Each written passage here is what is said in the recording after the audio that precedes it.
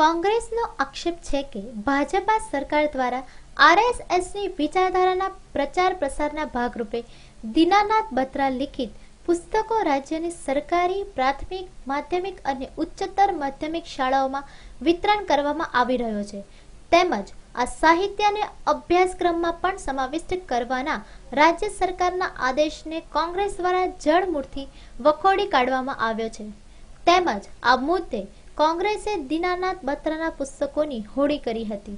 કોંગ્રેસના કહેવા પ્રમાણે બત્રા લિખિત પુસ્તકોમાં ઇતિહાસથી કંઈક અલગ જ સાહિત્ય લખવામાં આવ્યું છે જેથી कांग्रेस तेनो सख्त में सख्त विरोध करी रही है। गुजरात सरकार ने एक परिपत्र बाहर निकाला है जिसकी वजह से गरीबों के बच्चों को इस तरह के पाठ पढ़ाए जाए ताकि उनकी पार्टी जीते। भगवाकरण सांप्रदायिकता वाली बातों को जो लाकर पाठ्य पुस्तकों में रखी है, उस पाठ्य पुस्तकों से गरीबों के बच्चों को एक तरफ धर्म से नफरत होना और धर्म की तरफ नफरत होने की बात सिखाई है।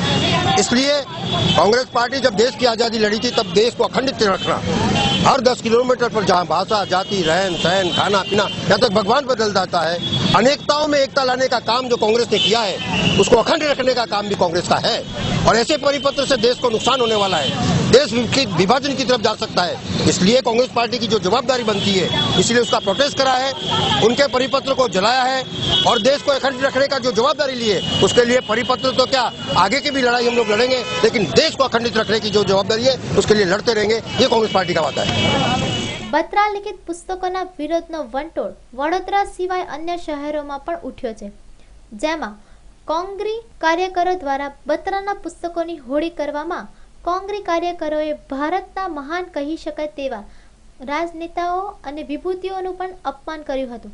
ત્યારે આ વિરોધનો વંટોળ ક્યાં સુધી ચાલશે તે તો આવનારો સમય જ બતાવશે। Bureau report, news online, Vadodara.